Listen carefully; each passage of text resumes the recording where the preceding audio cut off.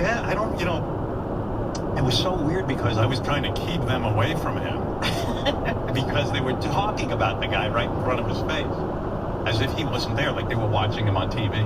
Right. That's the picture I'm getting. Is like they didn't act like he was right there. They acted like he was still on TV or in the movies.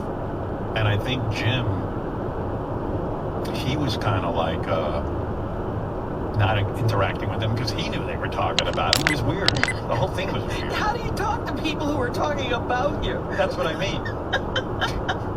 I just remember it was just one of the most awful moments. That's the best. Yeah. And I had a lot to deal with right there in that elevator. Yeah, but you can't beat that. That is so real. That is like all of a sudden, you're just there. You can't do anything about it.